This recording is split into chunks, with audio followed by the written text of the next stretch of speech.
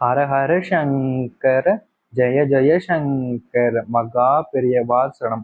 காலை எழுந்தவுடன் நீ இந்த ஒரு உணவை மட்டும் பறவைகளுக்கு சாப்பிடக்கூடு. நீ நினைத்ததெல்லாம் நடக்கும். பூஜை விரதம் இருக்க தேவையில்லை. ஏன், நீ குளிக்க கூட வேண்டாம். உன்னுடைய கஷ்டங்கள் எல்லாம் தீரும். அப்பேற்பட்ட சக்தி வாய்ந்த ஒரு உணவை பற்றி தான் இன்று நாம் பார்க்க போகிறோம்.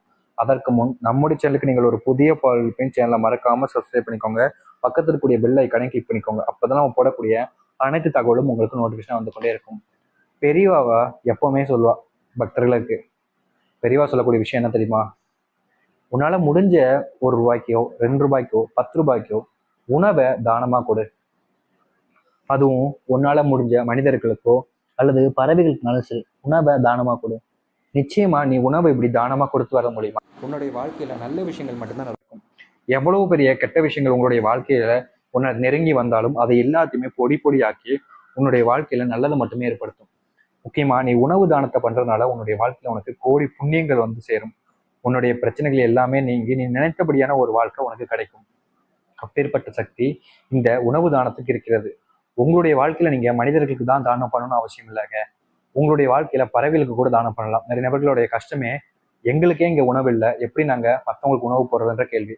அதனாலதான் நீங்க ₹5 இல்ல ₹10 வாங்கக்கூடிய ஒரு சின்ன ஒரு பொருள் மூலியமா கூட நீங்க உணவை தானமா கொடுக்க முடியும். இந்த ஒரு விஷயத்த, இந்த ஒரு தானத்தை நீங்க செஞ்சுட்டு வர்றது மூலியமா, அதுவும் பறவைகளுக்கு நீங்க இந்த ஒரு உணவை தானமா கொடுத்து வர மூலியமா உங்க வாழ்க்கையில பெரிய முன்னேற்றம் அடைவதை நீங்களே கண்கூடாக பார்க்க முடியும்.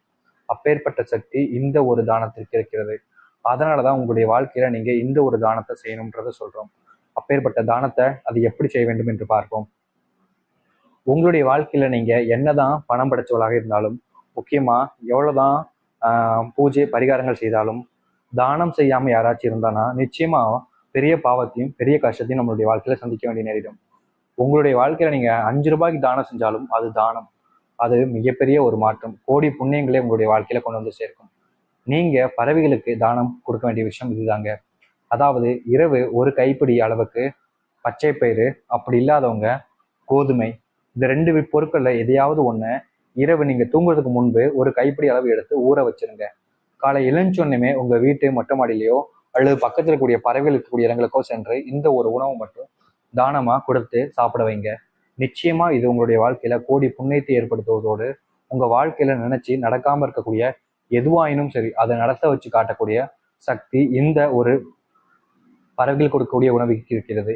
இது தானத்தை நீங்கள் கொடுப்பீங்கனால உங்களுடைய வாழ்க்கையில புண்ணியத்தை நீங்க சேர்க்கிறீங்கன்னு அர்த்தம். அப்பேற்பட்ட சக்தி இந்த தானத்திற்கு இருக்கிறது. நம்பிக்கையோட நீங்க உங்களுடைய வாழ்க்கையில நீங்க இந்த ஒரு விஷயத்த செஞ்சுட்டு வாங்க.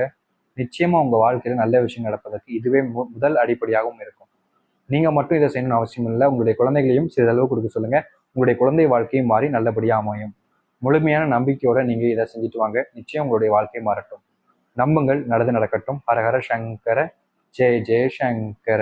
நன்றி, வணக்கம்.